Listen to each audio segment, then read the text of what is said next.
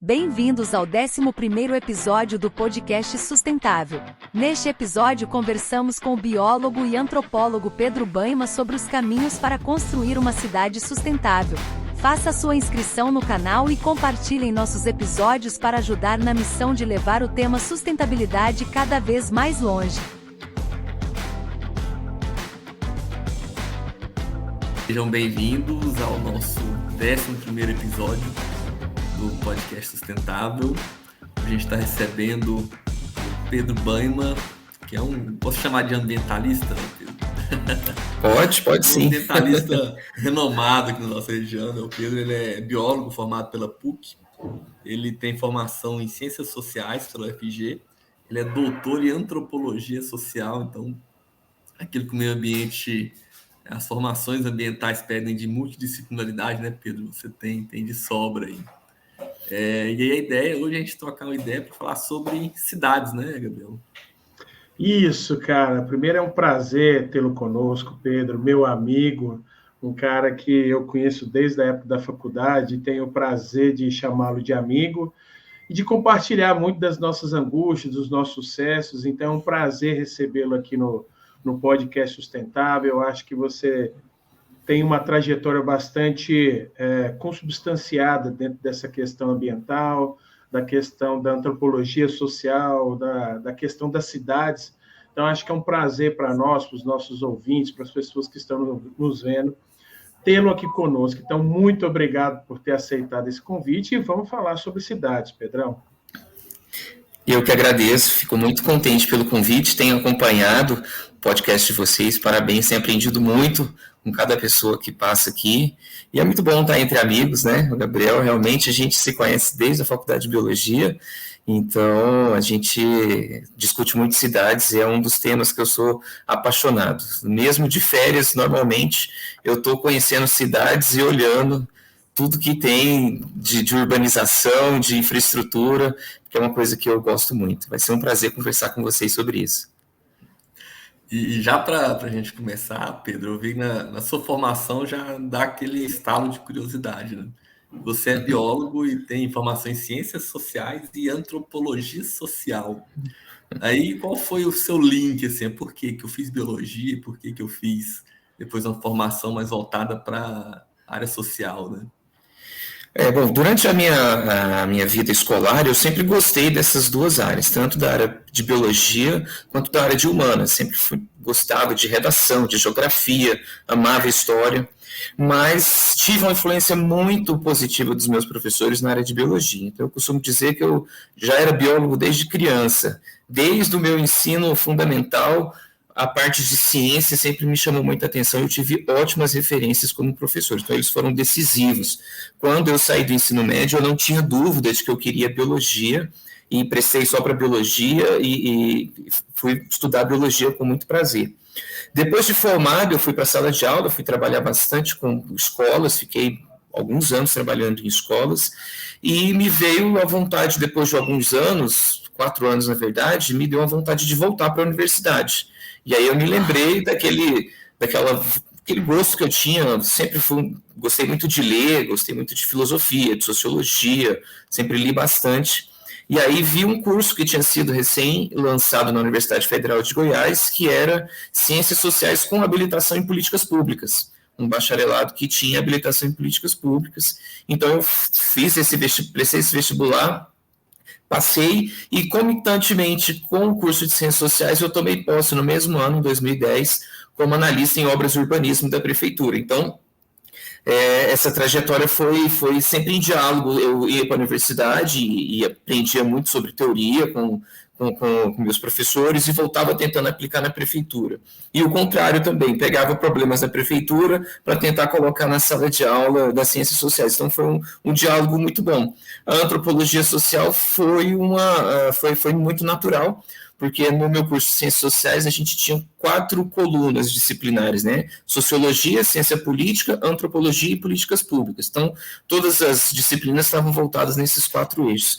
E a metodologia da antropologia, ela é muito próxima da biologia, ela dialoga muito com a biologia, um método que se por um lado ele conversa muito com a biologia, ele te coloca a questionar o método duro da biologia também, é como se fosse uma evolução. Então, ele preocupa muito com o lugar de fala, ele questiona essa questão da neutralidade, que eu lembro da minha primeira aula de metodologia científica na biologia, que é, olha, seu método ele tem que ser replicável em qualquer lugar do mundo, ele tem que ter o mesmo resultado em qualquer lugar do mundo, e você precisa ser neutro, não pode ter influência. Na antropologia a gente já vê que isso não existe, né? Então foi muito natural ir para a antropologia social, cursar mestrado e doutorado, sempre pesquisando cidades, fazendo link entre pessoas e natureza. Legal. Pedro, quando a gente vai olhar a sua biografia, né? Você, no seu mestrado, você estudou as cidades, né? E as audiências públicas, e a gente teve no nosso episódio 9, se não me engano, onde a gente trabalhou, recebeu professores, doutores, que discutiram sobre a participação da sociedade na construção das políticas públicas, né? Inclusive, naquele momento, a gente estava discutindo o PL 350, hoje a Lei 22.017. Um dos artigos que você escreveu em 2018, né, ele fala sobre a reflexão das audiências públicas, né?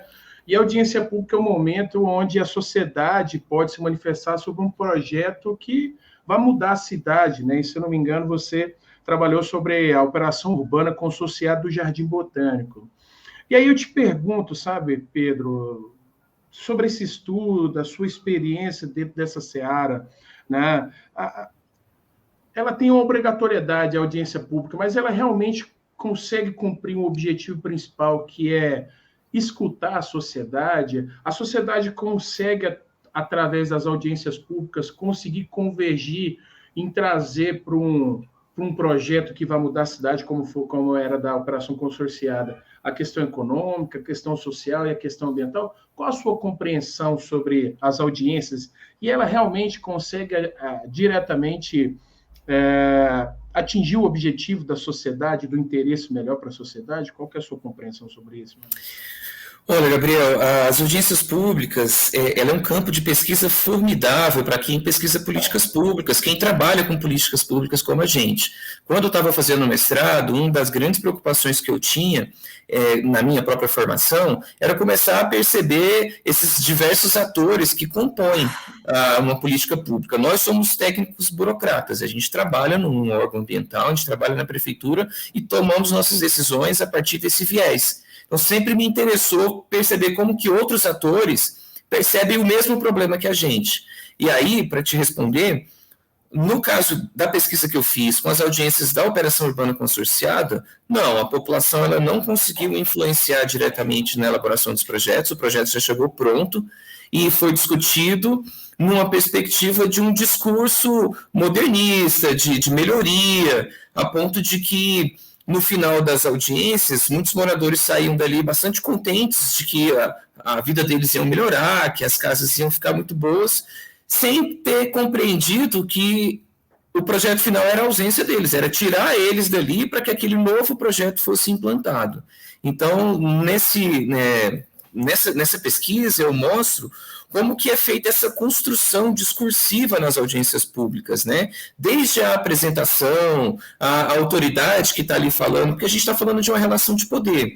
E aí, a gente pode se perguntar novamente, mas as audiências são efetivas para isso? Se a gente tiver uma simetria nessas relações de poder, é possível que sim. Eu acredito que elas são um local importante de fala, de construção de políticas, mas normalmente existe uma assimetria de poder, de conhecimento e de autoridade entre as pessoas que participam, né? Nesse caso específico, toda a construção imagética que o arquiteto apresentou para a população, ele já constrói uma narrativa, constrói uma ideia de modernização, de desenvolvimento, de melhoria, que uma pessoa que não está compreendendo a finalidade do projeto, que é de retirar os moradores que estavam nos lugares mais nobres do bairro para colocar imóveis de alto padrão, porque é isso que viabilizaria o projeto, isso não fica claro. Então, e eles também não têm condições técnicas de debater com o arquiteto essa proposta. O projeto chega pronto. Então, eles só vão discutir a partir daquele recorte. aquela imagem que é apresentada na audiência pública, que é intencional, é um projeto, né? Nós que acompanhamos muitas audiências públicas, a gente sabe, quem vai apresentar a audiência pública, ele tem um objetivo de aprovação daquele projeto, e ele vai construir imageticamente, através do seu discurso, das narrativas, dos elementos que compõem essa discussão, ele vai construir uma ideia de aprovação no final. Então, o que falta é exatamente uma simetria dessa participação, que é muito assimétrico. As pessoas não conseguem debater com o técnico ou com o apresentador do projeto, seja ele político, seja ele burocrata, seja ele do setor de investimentos. Infelizmente, essa simetria não permite que a audiência cumpra o seu papel de uma construção coletiva desse projeto. Ela, no final das contas, ela acaba legitimando o projeto que foi apresentado. Só uma pergunta, Danilo, só um. Você sabe por que não evoluiu a operação consorciada urbana do Jardim Botânico? Por que ela foi, ou está em stand-by? Você sabe qual que é o caminho que ela teve? Olha, eu acho que ela está em stand-by. A gente entende que aquela região é uma região extremamente nobre do ponto de vista da sua localização, e o que faz o valor de um imóvel ser maior ou menor é a localização. Então, e naquele momento ela não foi para frente exatamente porque as audiências não foram boas, cada uma foi ficando pior do que a outra, embora toda a equipe que apresentou tivesse bolado uma estratégia de apresentação, existiam outros atores que não eram moradores especificamente, mas pessoas ligadas ao planejamento urbano, à arquitetura, que compareceram a essas audiências e contrapuseram essas ideias. Então, também tiveram pessoas técnicas especializadas que fizeram um contradiscurso ali, mostrando que não, olha, gente, não é isso que está mostrando, não. Vocês entenderam que aqui vocês saem? Vocês entenderam que essa área é uma área que tem sido mantida de forma com baixa infraestrutura, para que quando houver essa operação, ela consiga ter uma valorização acima da média, e quem vai ter o lucro dessa valorização são os especuladores imobiliários e não vocês. Então, logo o prefeito viu, ele já estava no fim de mandato, o desgaste foi muito grande, ele preferiu recuar com o projeto, que eu acredito que está ali em algum lugar da prefeitura. A gente sabe que essas coisas não somem, e no momento oportuno ele certamente vai ser apresentado novamente. Eu ia comentar, Gabriel e Pedro, que as audiências públicas que eu participei, eu estava na faculdade ainda, e uma era de uma instalação de uma usina de etanol, lá em Goianésia, né? Inclusive, quem apresentou foi a Regina, né? Até hoje eu brinco com ela, assim, porque na apresentação, cara, se eu sou morador da região, eu vou pedir, por favor, para aquele empreendimento tá ali, né? Porque ninguém no tipo de apresentação dessa, né? Lá era a apresentação do estudo de impacto ambiental da indústria, na audiência pública. Só mostra, assim, dá uma ênfase muito grande nos pontos positivos, nas medidas mitigadoras, e não deixa claro para as pessoas o que elas vão perder a longo prazo, né? Outra audiência que eu participei, acho que eu já estava no final da faculdade, não tem tanto tempo, tem muito tempo, mas não tem tanto tempo, assim, que era da obra do VLT de Goiânia. Ainda era, assim, uma coisa bem preliminar ainda, assim, e mostrava, né, toda a grandiosidade, assim, ali uma obra que ia melhorar o transporte público coletivo, assim, tinha N pontos positivos, né, que não foi para frente ali. Mas é bem assim mesmo. Quem está participando da audiência pública, a maioria das pessoas que vão lá para assistir, que vão ser impactados, elas não têm noção, né, do cenário realmente que elas estão sendo expostas, que elas estão sendo manipuladas, na verdade, né? É bem nessa linha, né? Eu vi que o seu mestrado, sua pesquisa é voltada para essa relação antropológica do planejamento urbano, né? A influência das pessoas e tudo mais. Assim, a professora Maristé, ela teve conosco, se não me engano, no segundo episódio. Ela é uma urbanista, assim, tem uma visão, né, do social muito legal, muito interessante.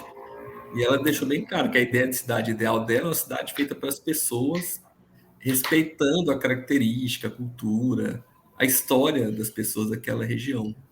E aí a gente começou a falar sobre o plano diretor, por exemplo, de Goiânia, que ele é muito, mesmo na sua concepção, ele é muito influenciado pelos interesses econômicos e deixa o interesse das pessoas, o que seria a prioridade do plano em segundo plano, né? Como é que você vê o plano diretor em Goiânia, na região metropolitana? Se funciona, se está sendo aplicado, se é um modelo interessante, o que a gente precisa melhorar? Qual que é a sua visão em cima disso? Danilo, eu concordo, eu assisti o episódio da professora Maria Esté, que é uma pessoa que eu admiro muito, e eu concordo com ela. O plano diretor é uma ferramenta de poder, né? Aí, mais uma vez, o que a antropologia traz para a gente estudar isso é perceber isso sobre diversas óticas, né? A gente que é planejador urbano, a gente sabe da importância de um plano. Não dá para a gente planejar uma cidade no olhômetro. Vamos fazer assim. É importante, a ferramenta de planejamento ela é fundamental. Só que ela é um elemento de poder. E quem tem acesso desse elemento de poder certamente influencia de forma significativa. Historicamente, em Goiânia, ele tem sido um elemento de poder do setor imobiliário, desde os seus primeiros planos. Depois do plano original, assim que começa a ter as interferências no plano original, a gente vê nitidamente uma influência imobiliária, uma influência econômica. E não é por acaso, desde o fim do século XX, do meio do século XX para cá, a construção civil, as cidades se transformam em um dos principais elementos do capitalismo global. E aí a gente está falando do Brasil, da Índia, dos Estados Unidos, da China, de todo lugar. Por isso que no doutorado eu vou pesquisar a cidade fora do Brasil, porque eu entendo durante o mestrado que esse fenômeno de usar a construção urbana e a cidade como elemento de aplicação do capital excedente, que vem da mais-valia do capitalista, ele é um fenômeno global e ele está acontecendo de diversas formas. Se for pensar no turismo, se for pensar na urbanização, todos esses discursos de planejamento, requalificação, restauro, tem por trás a necessidade de aplicar o capital excedente da produção capitalista e que tem um retorno maravilhoso, porque na construção civil você aplica o capital para construir a cidade e depois você tem os habitantes que continuam consumindo o tempo inteiro. Então é extremamente importante.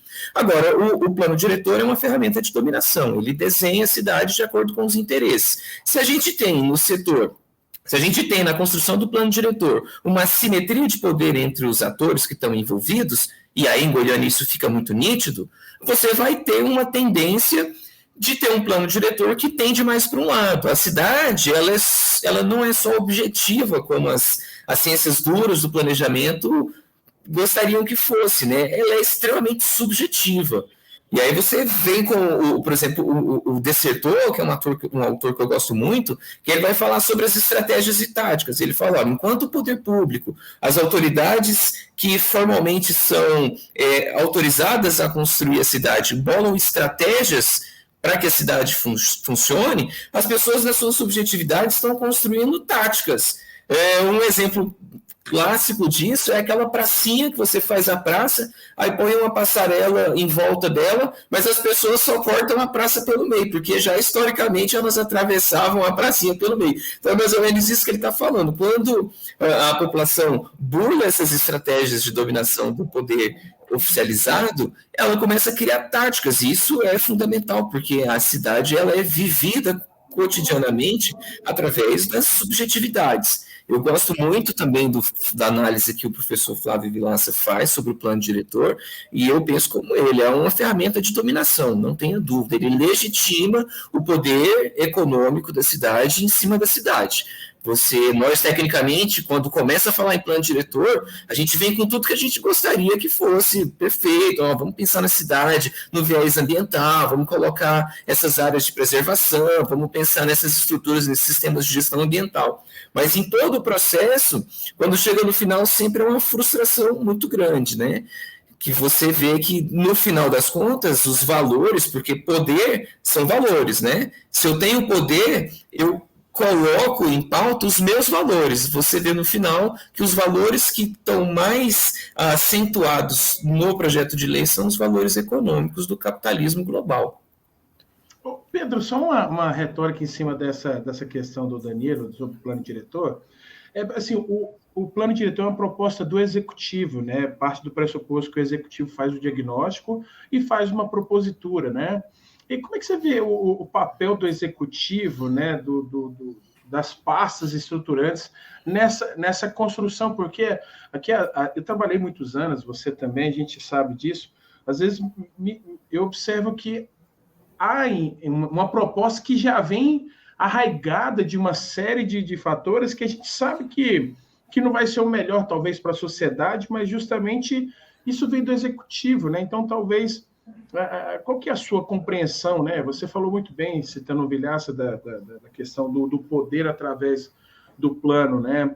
Então, talvez a construção do plano não é uma falha de planejamento, mas uma implementação que é justamente feita de forma, assim como a Maria Esther colocou, programada para que não dê certo, ou para que fique realmente falha, né, Pedro? Não, ele dá certo, né, Gabriel? Ele dá certo. Para alguém, ele dá certo. A gente não pode pensar. Eu acho que a gente não pode pensar executivo e legislativo como elementos separados, né?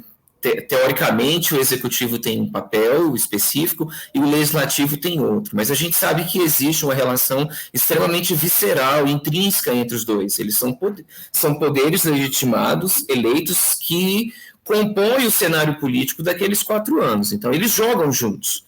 Ainda que haja o papel de fiscalização do legislativo em relação ao executivo, ainda que exista a autonomia dos poderes, esse cenário político ele é compartilhado. E a gente vê muito isso. Para mim é muito claro que até quando a gente tem o plano diretor, normalmente ele é reformulado completamente de 10 em 10 anos. E você vê nos anos que antecedem esse momento, que é chave para a cidade, uma articulação do setor produtivo para colocar vereadores lá, para colocar secretários, para colocar técnicos. Eles já entenderam que esse sistema ele é construído nos 2 poderes e de forma muito íntima, muito ligada, não é nada decidido de forma isolada. Então, todo esse cenário ele é construído antes, se você for analisar o último plano diretor e os vereadores que estavam lá, você pode ter certeza que existe uma influência do poder econômico da construção civil, do setor imobiliário, para colocar aquelas pessoas lá. Da mesma forma, isso acontece no executivo. Talvez nós que somos técnicos, que às vezes temos um olhar um pouco fechado para isso, porque aí é aquela questão que a antropologia e as ciências sociais me ajudou muito a olhar para além do meu olhar de biólogo. Eu costumo dizer que ela me fez um biólogo melhor. Então, quando a gente está muito focadinho ali, a gente não percebe que o tabuleiro está mexendo em volta da gente antes da gente. A gente acha que aquele momento que a gente vai ser chamado pelo Conselho de Planejamento Urbano ou pelas secretarias estruturantes, a gente vai chegar lá e vai falar, nossa, agora é minha hora de falar. Muita coisa já foi decidido muito antes, as coisas estão sendo feitas naquele momento e vão ser decididas depois, mas já existe uma intenção antes, por isso o plano diretor ele dá certo. Para o setor que conseguiu influenciar e ter os seus desejos, os seus projetos legitimados no texto final, que é um pouco do que a professora Maria Esther fala, né? Olha, existe um projeto para isso. A gente tecnicamente pensa, não deu certo, não conseguimos implantar os corredores ecológicos, os corredores de mobilidade, mas certamente isso não era interessante para aquele grupo que dominou a pauta e que conseguiu montar toda uma estrutura política, administrativa e técnica, que a gente sabe que também os técnicos são influenciados pelos setores da sociedade, que tomou aquela decisão. Então, ele dá certo, mas para determinadas pessoas. Ele ainda não é um plano diretor que está focado na sociedade, nas pessoas, no bem-estar das pessoas. Ele está ainda, e aí eu defendo ele como uma ferramenta desse capitalismo global. Ele legitima, coloca nós técnicos no nosso papel de legitimar, de chancelar aquilo ali. Mas o Dr. Gabriel Tenaglia participou. Isso já é um slogan suficiente para quem não entende do processo falar, cara, então tá massa demais, esse negócio vai ser bom demais para o meio ambiente. Mas aí você vai conversar com o Dr. Gabriel, ele vai te explicar como que foi a luta ali naquele processo e a frustração do primeiro texto para o texto que foi aprovado. Pedro, mas você entende que a cidade evoluiu nessa questão mais sustentável, de qualidade de vida? De 15 anos para cá. Sim, sem dúvida nenhuma. E é uma tendência, porque o capitalismo ele precisa sobreviver. Ele não pode acabar com tudo. Ele precisa ter um crescimento racional do ponto de vista ambiental. E por outro lado, a pauta ambiental ela ganhou muita força nos últimos anos, né? O fim do século passado é um momento de que essa discussão sai das esferas acadêmicas, das esferas especialistas e começa a chegar na população. Porque o impacto está aí para todo mundo. Quantos anos atrás a gente tem sofrido com falta de água? Agora, constantemente, enchentes que provocam mortes. Então, a questão ambiental ela está muito mais próxima, os problemas causados pela questão ambiental estão muito mais próxima, o que necessita de que essas pautas sejam colocadas na agenda política, porque é importante. Outras agendas estão acontecendo.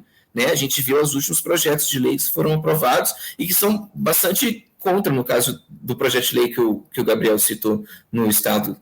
É bem diferente do que a gente gostaria para o meio ambiente, mas existe toda uma série de outros pequenos projetos que estão ali e que estão pautados num projeto ambiental. Então, eu acho que a cidade evoluiu, sim, e também evoluiu porque existe uma equipe técnica na prefeitura que está ali já há mais de uma década, que amadureceu não só do ponto de vista do entendimento da cidade como um ecossistema muito peculiar, que envolve cimento, terra, água, sol, tudo ali é um ecossistema, como evoluiu em compreender mais o seu papel político. Né? Hoje é uma discussão que a gente vem fazendo na prefeitura de maneira geral, mas mais especificamente na Agência Municipal do Meio Ambiente. Nós não somos só técnicos, nós somos políticos. Toda decisão que eu tomo lá é uma decisão política. E isso faz com que a gente compreenda a cidade de uma forma melhor e influencie, né? A gente consegue entregar projetos que são bons do ponto de vista político, que o político consegue capitalizar voto naquilo ali, mas ele também tem embutido projetos ambientais estruturantes, de médio a longo prazo. Posso citar vários projetos, como Amigo Verde, Selo de Sustentabilidade, Projeto Eco Goiânia, Recuperando Pessoas e Parques. Bom, tem uma série de projetos, até mesmo os projetos de plantios que a gente vem sendo feito, que ainda não tem a fineza técnica que a gente gostaria, mas ele cumpre um papel importantíssimo.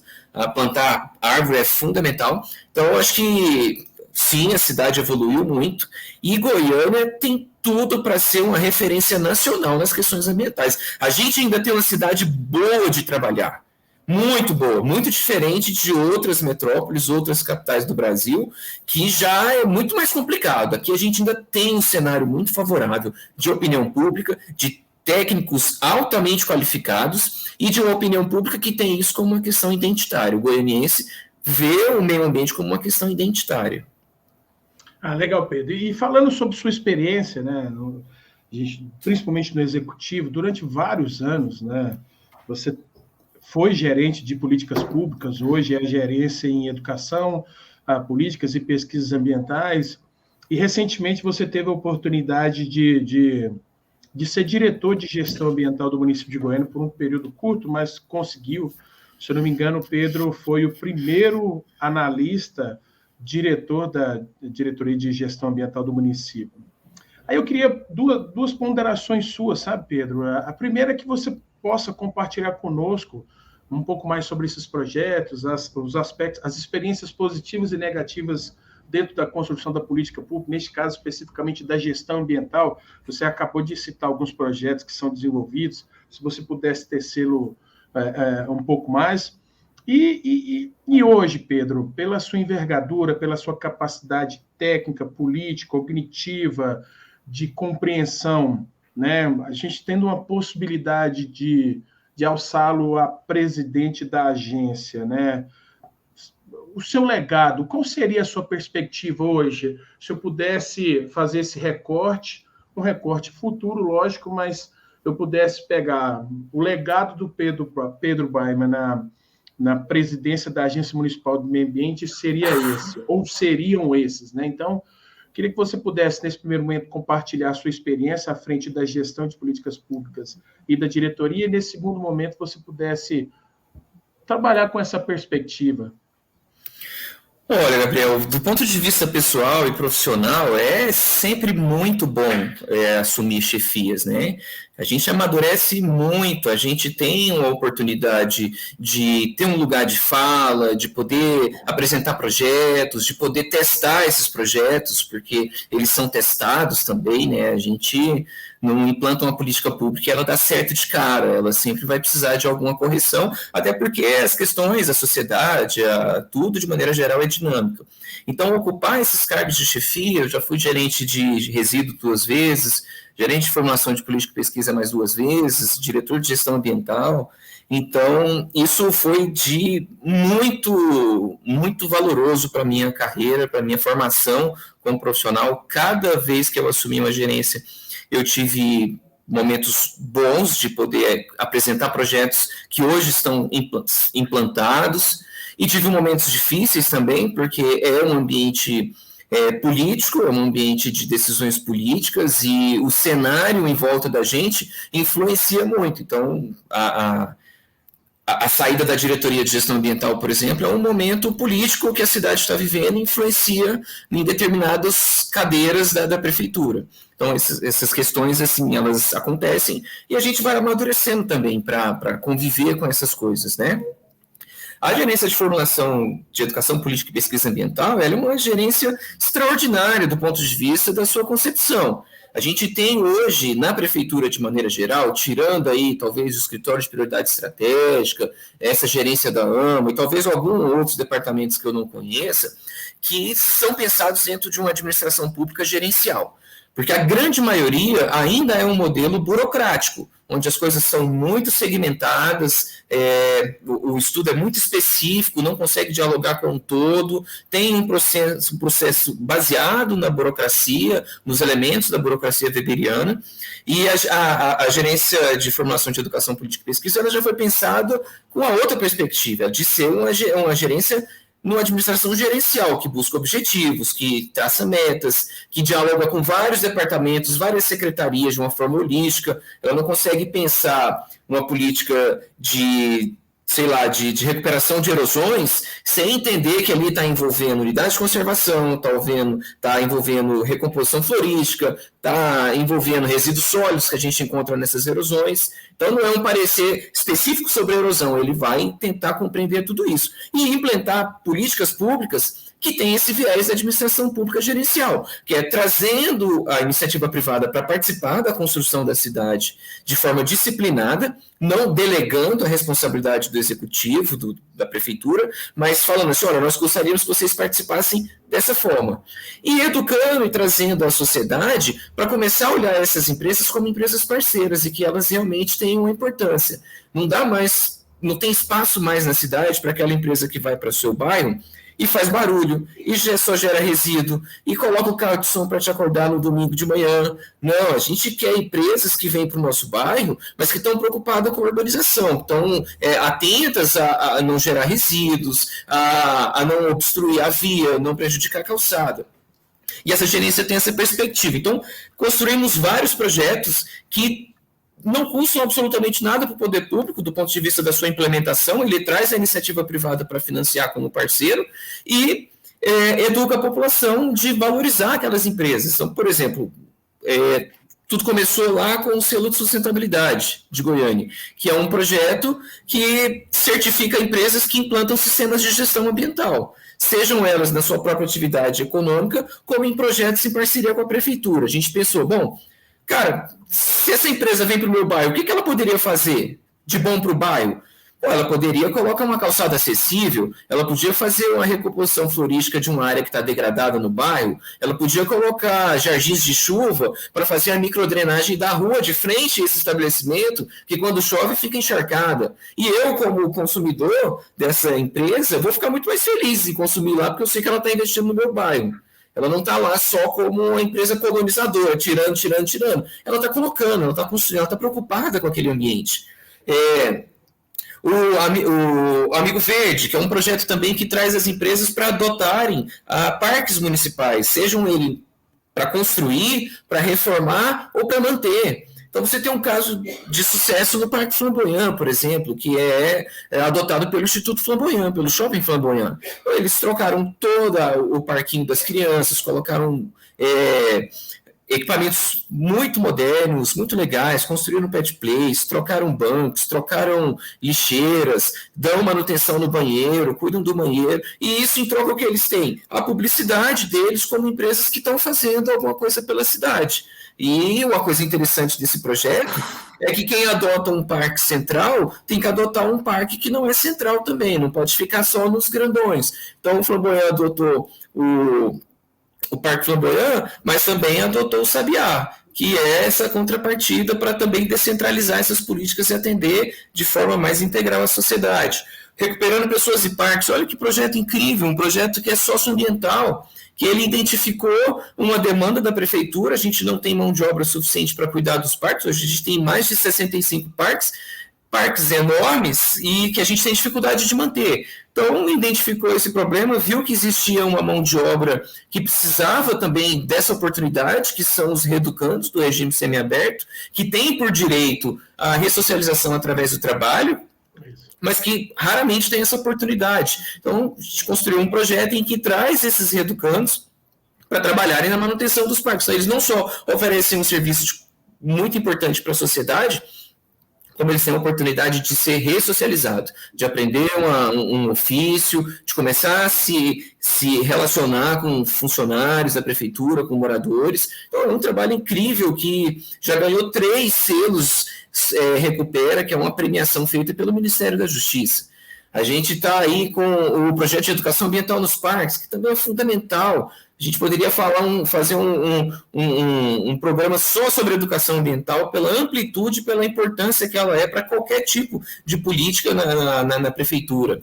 E ele está aí, atendendo pessoas de todas as idades, indo em parques que não são centralizados, e também que é bastante importante. Quer dizer, Goiânia Solar, um projeto que está tramitando na prefeitura, prestes a ser aprovado, e um projeto fundamental. Qual país não está discutindo energias renováveis hoje? A importância da gente sair na frente, o Goiânia está num lugar estratégico para isso. O próprio Eco Goiânia, que traz empresas para poder adotar lixeiras, ecopontos, pontos de entrega voluntário, o que não só vai aumentar a oferta desses equipamentos urbanos na cidade, como vai favorecer a prefeitura a estabelecer a logística reversa de resíduos como pilha, como lâmpada. Todo mundo, hoje eu vou ter uma reunião no meu condomínio, porque a gente está tentando fazer com que a coleta seletiva funcione, e a gente vai enfrentar essa dificuldade. E a lâmpada? E a pilha? E o eletroeletrônico? E o pequeno resíduo da construção civil? Então, assim, a gente tem 8 projetos estruturantes nessa gerência que funcionam juntos, um somando ao outro. A ideia é de que pequenos projetos somados têm um impacto significativo global na cidade, e ele trabalha nas diversas esferas, pensando no urbanismo e meio ambiente, numa perspectiva gerencial, sem custos para a prefeitura, educando as empresas a participarem da construção da cidade de forma disciplinada e educando a população a valorizar essas empresas. Faltou o alçar a presidência, qual que seria? É verdade. Eu fico sempre empolgado quando eu falo desses projetos, porque são incríveis. Olha, hoje, o que eu penso assim, em relação a se eu assumisse a presidência da AMA, eu ia focar em que o órgão ambiental fosse a principal secretaria da cidade. Hoje eu não consigo imaginar mais uma estrutura administrativa em que outras secretarias se sobressaem a ambiental. Se a gente vai pensar mobilidade urbana, a primeira coisa que você tem que ouvir é o meio ambiente. Se a gente vai pensar habitação, a primeira coisa que você tem que ouvir é o meio ambiente. Qualquer questão, até saúde pública, segurança pública, precisa passar primeiro pela questão ambiental. Então, hoje, o meu foco de pesquisa, inclusive, tenho tentado construir uma possibilidade de fazer pós-doutorado estudando serviços baseados na natureza, que é implantar sistemas de gestão ambiental, que é um pouco do que a gente está fazendo, mas como políticas centrais da cidade, não como políticas satélites que estão orbitando ali outras políticas estruturantes. Numa gestão minha, antes de propor um complexo viário cheio de tesourinhas, a gente ia pensar uma mobilidade coletiva de baixo carbono. Então, essa é a cara que eu gostaria de dar para o órgão ambiental e para uma futura gestão que tivesse interessado nisso. Vamos pensar a cidade a partir do olhar ambiental, ecológico, ecossistêmico. Entender a cidade como um ecossistema peculiar, dinâmico, que precisa ser planejada, vivida e construída no viés ecológico e ambiental. Não tem outro caminho. E, cara, só para finalizar, não seria problema nenhum para as outras secretarias, porque você não está tolhindo nenhuma secretaria. Você está pensando em complexo viário, como que a gente vai fazer isso de forma ecológica, sustentável, pensando a médio e longo prazo? Que foi um dos focos, um dos eixos da minha tese de doutorado. Pesquisei como que para manter casas tombadas como patrimônio da humanidade, eu preciso degradar o meio ambiente, porque a estrutura que foi pensada na casa 5, 6 séculos atrás, não é mais compatível com a realidade. No mundo que a gente vive hoje, não é mais compatível. Eu trago a chave do patrimônio para pensar o futuro ecológico da humanidade. Então, é um pouco disso que eu acho que eu gostaria de deixar de legado numa oportunidade de ser presidente aí da AMA. Legal, cara. Eu falei para você... Quem sabe, né? Não é? Quem sabe? Dialogar com o Pedro é bastante motivante, porque ele, além do conhecimento técnico, político do processo, né, tem esse entusiasmo, né? A gente sempre brinca que ele tem uma capacidade de mobilizar muito grande, né, para quem está perto dele. Então, assim, eu fico bastante feliz, Pedro, porque um dos objetivos do nosso podcast, né, Danilo, é que a gente possa dialogar e trazer conhecimento, informação de forma propositiva. A ideia aqui, e nunca foi, e eu sempre estou repetindo isso, principalmente depois do episódio 9, quando a gente falou do projeto de lei, que a gente estava organizando ou fazendo parte, não é contrapor o desenvolvimento econômico e social, jamais isso, porque quem compreende a questão ambiental sabe que a gente está na perspectiva de fazer a conversão. A ideia nossa é convergir, porque a gente compreende, ou pelo menos particularmente eu compreendo, que para a gente ter a tão sonhada sustentabilidade, a gente vai ter que passar pelos fatores econômicos e sociais. Eu não consigo dissociá-los, né? E agora até a questão cultural também, ela está inserida dentro desse processo para que a gente possa compreender. Então, eu fico muito satisfeito de vê-lo, né, trabalhar nessa perspectiva, trabalhar nesses projetos e poder compartilhar conosco as suas experiências, porque é assim que a gente vai conseguindo massificar um discurso qualificado, um discurso que está distante de pautas ideológicas. A ideia nossa aqui é que a gente possa crescer. Então, meu amigo, muito obrigado, a gente já está caminhando, não posso esquecer de falar as nossas redes, né, meu amigo Danilo? As redes sociais. As redes sociais, Pedro, antes de eu passar para você, a minha é Gabriel Tenaglia Carneiro, meu Instagram, o meu Twitter, porque a gente sempre faz essa brincadeira, o Danilo não gosta do Twitter. Odeio. O meu Twitter é Tenaglia Gabriel, e a gente tem um podcast lá no Instagram, Podcast Sustentável, posso nos seguir. Faça suas considerações finais, meu amigo, e fala suas redes, por favor. Eu quero muito agradecer a oportunidade de poder participar. Para mim é uma honra. Eu acho que os debates aqui são extremamente qualificados e edificantes, porque eu compreendo eles também com essa perspectiva de ajudar a pensar a cidade, não de ficar batendo ou fazendo críticas sem propósito de construção. Então, eu acho que isso é fundamental. Vocês são atores importantes nessa discussão da cidade, e eu desejo muito sucesso para o podcast de você, que já é um sucesso, e que seja mais ainda. Obrigado, Danilo, também. Assim, fiquei muito contente com as perguntas. Eu acho que poder contribuir com vocês aí nessa construção engrandece a minha carreira também como profissional. Eu também não tenho Twitter, eu acho que eu demorei a me render às redes sociais, Gabriel sabe disso. Eu era fulminado, porque eu não queria ter nem WhatsApp, porque eu sabia que uma vez que eu tivesse era um caminho sem volta.